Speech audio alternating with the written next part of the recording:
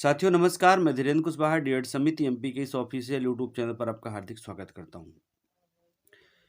कई महत्वपूर्ण मुद्दे ऐसे थे साथियों इस समय जो चल रहे थे, ये लोग कंफ्यूज कर रहे थे। वो धारा 23 आरटी एक्ट की धारा 23 का जो उपभाग 2 है उसको लेकर के भर्ती बैकलॉग में जाएगी क्या, इन सारी चीज़ों पे वीडियो लाना था, लेकिन स्वास्थ्य ठीक न होने की वजह से नहीं ला पा रहा था।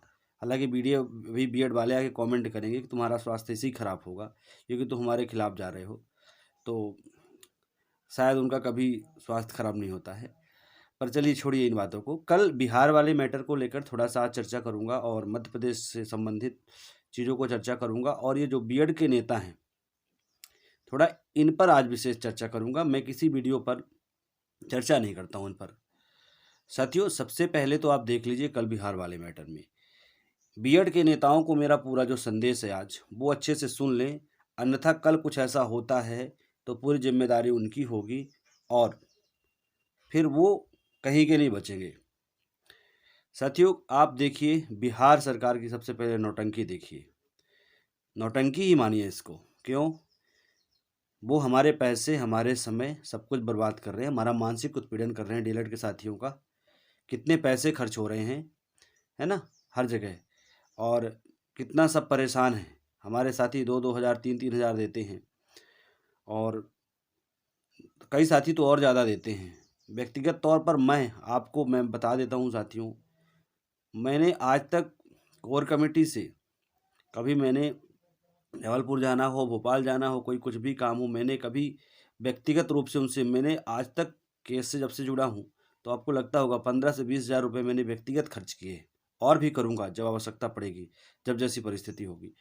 तो आप तन्मयता के साथ लगे रहिए, इनका जवाब तो देना पड़ेगा। बिहार सरकार की नौटंकी क्या है? बिहार सरकार को पता है ये तो 7th फेज है, 6th फेज में नहीं बचने वाले हैं। वो भर्ती अध्याधीन है, उसके लिए प्रॉपर नोटिस गया है, सब कुछ गया है। वो सब जानते हैं कि ये बाहर हो जाएंगे, हम इनको अंदर नहीं ले सकते हैं। परंतु क्या है, उनको पता है कि नौकरी तो डीएड वालों को ही मिलेगी, बीएड वालों को मिलना नहीं है। तो किस तरह से हम इनका तुष्टीकरण कर लें ताकि कल के लिए बीएड वाले ये ना कहें कि आपने हमारा साथ नहीं दिया। तुष्टीकरण का सब कुछ चल रहा पॉलिटिक्स, और कुछ नहीं है। अरे जब 25 नवंबर 2021 को गजट रद्द हो गया, सुप्रीम कोर्ट ने उस पर स्टे नहीं दिया, उसको अपहेल्ड किया। अपहेल्ड का मतलब होता है किसी भी ऐसी चीज का समर्थन करना जिसका विरोध हो रहा हो, तो उसको विरोध किया गया। देवेश शर्मा की एसएलपी, एनसीटी, एमएचआरडी की सबकी एसएलपीओ ने उस राजस्थान हाई कोर्ट के डबल बेंच के जजमेंट का विरोध किया, उसको माननीय सुप्रीम कोर्ट ने अपहेल्ड किया है, और अपहेल्ड करके अपने लास्ट में लिख दिया है सूरज कुमार ओमकार वर्सेस मणिपुर स्टेट वाला जो जजमेंट आया था सुप्रीम कोर्ट से फरवरी में, उसको लिख दिया है कि कोई भी कानून तब तक वैध है जब तक उसे कोई court by a court of law, क्या high court by a court of law की कोर्ट नहीं है? क्या वहाँ कानून से बात नहीं होती है? क्या सुप्रीम कोर्ट ने छत्तीसगढ़ वाले मामले में कोर्ट को डिसाइड करने के लिए नहीं कहा है? तो वो ठीक है कि आप जाओ हाई कोर्ट से सुप्रीम कोर्ट, कहीं भी जाओ, कहीं भी जाओ, आपका हक है, जाते रहो, कोई दिक्कत नहीं। पर इन बीएड के मासूम अभ्यर्थियों को जिनका कोई दोष नहीं है, आप उनको उकसाते हो। अरे बीएड वाले तो लड़ेंगे, उनकी क्या गलती है? 2010 में 25 अगस्त 2010 को जो गैजेट जारी होता है एनसीटी का, जो आरटी एक्ट में चीज़ें होकर के आती हैं, वो डीएलएड वाले हैं। हमेशा कभी भी बीएड को नहीं लिया गया है। उसके बाद वो परिस्थितियां क्या हैं धारा 23(2) की, उसके लिए हम वीडियो विस्तार से लेके आएंगे। हमारे पास उसकी पूरी एविडेंस है, किन किन राज्यों ने लिया, कब लिया, और क्या उसकी प्रोसीजर होती है। तो इन लोगों को ये समझ में नहीं आता कि हम इनको समझाएं कि तुम लोग, गजट रद्द हो गया, उस गजट के आधार पर अच्छा हुआ कि वो मणिपुर वाला मामला चिपका दिया गया सुप्रीम कोर्ट जजमेंट में। अर्थात ये जो 5 जजों की संवैधानिक पीठ का मामला आया था, यदि बाद में आया, पहले ही आ गया होता, इसको लगा देते तो रेट्रोस्पेक्टिव पूरी तरह से हो जाता। और ये बीएड के नेता और ये जो शिक्षक हैं जो कहते हैं हम हायर क्वालिफिकेशन है, अरे तुम हायर क्वालिफिकेशन हो तो तुम्हें संविधान की समझ नहीं है, तुम्हें सुप्रीम कोर्ट की समझ नहीं है। बार बार इमोशनल करते हो लोगों को कि नहीं हम जो है तो 18 से लेके 23 तक वही गजट देख करके हम बीएड किए हैं प्राइमरी के लिए। तो प्राइमरी के लिए डीलेट भी तो हो रहा था, कौन सा डीलेट बंद हो गया था? और यदि ये नेता ऐसे ही उकसाते रहे तो मैं आपको बता देता हूँ, यूपी में जब शिक्षा मित्रों को निकाला गया था, एक एक करके न जाने सैकड़ों लोगों ने सुसाइड किया था, अर्धनग्न होकर के प्रदर्शन किया था। उत्तर प्रदेश में कुछ हुआ? कुछ नहीं हुआ। और यदि कोई गलत कदम उठाता है तो ये बीएड के नेता ही उसके जिम्मेदार होंगे। बीएड के साथियों के पास तो कुछ नहीं है, उनके पास संघर्ष से लड़ रहे हैं। मैं तो सबसे अपील करता हूँ, हाई कोर्ट में अपना पक्ष मजबूती से रख रहे हैं, सुप्रीम कोर्ट में भी मजबूती से पक्ष रखा गया और हाई कोर्ट में भी रख रहे हैं, जीतेंगे भरोसा है। और हार गए मान लो तो हमें कोई दिक्कत नहीं है, हम स्वीकार करेंगे।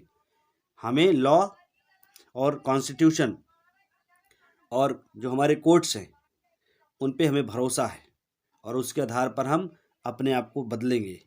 लेकिन ये नेता जो गुमराह कर रहे हैं, जो कोई भी फैसला आता है, कुछ भी आता है, उसको ऐसे बताते नहीं वो तो तुम्हारी जीत हो गई। ठीक है, तुम जीत हो गई, तुम लड़ो, लड़ने से मना नहीं कर रहे हैं, पर कल के लिए यदि कोई भावुक होकर के कुछ ऐसा हुआ तो ये बीएड के नेता जिम्मेदार होंगे। जितने हैं यूट्यूब में आते हैं, कहीं भी आते हैं, इनके खिलाफ चुन चुन के हम FIR करेंगे कि इन लोगों ने उकसाया है। अरे तुम्हारे बुद्धि नहीं है, तुम पढ़े लिखे बच्चों को पढ़ाते हो, हैं बच्चों को देश के जो नेशंस के मूल्य हैं उनको समझाते हो और खुद इसका मूल्य नहीं समझ रहे हो।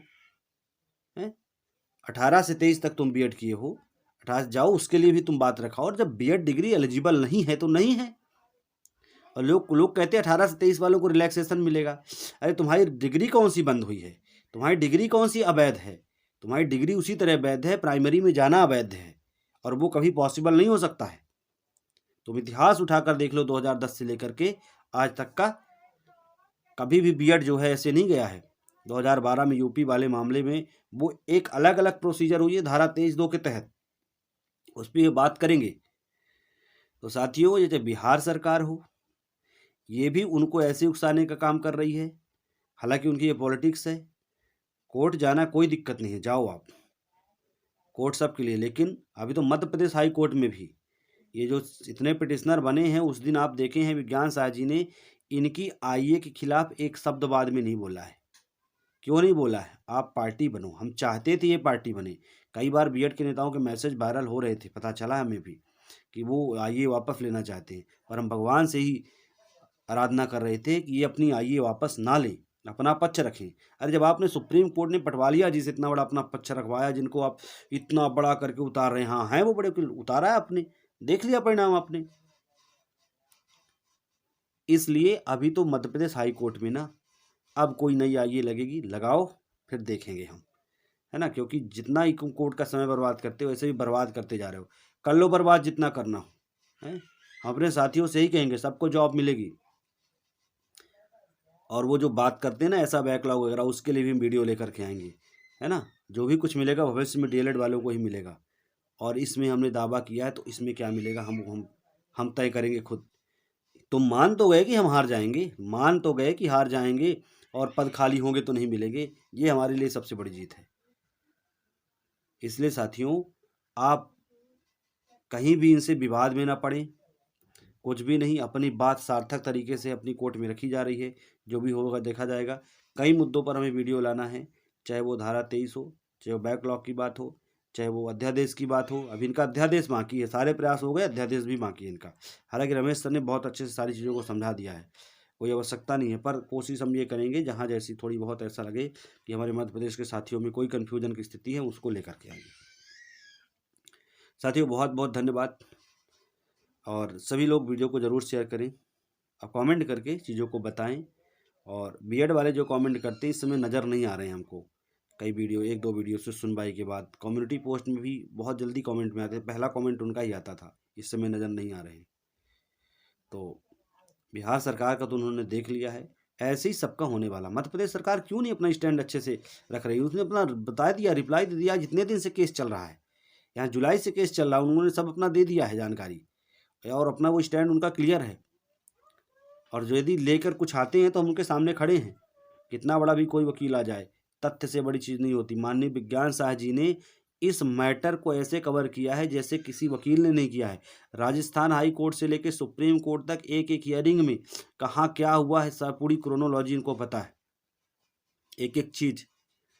इसलिए हमारे साथियों घबराने की कोई ज़रूरत नहीं है। चाहे किसको लाए, हमने बता दिया इनको, कोई बड़े ब्रह्मांड में कोई इनको बचाने वाला नहीं है। बस बात इतनी है कि समय बर्बाद कर रहे हैं, कोई बात नहीं। समय बर्बाद कर लो, लेकिन जब हमारा समय आएगा तब हम अपना देख लेंगे। बहुत बहुत धन्यवाद।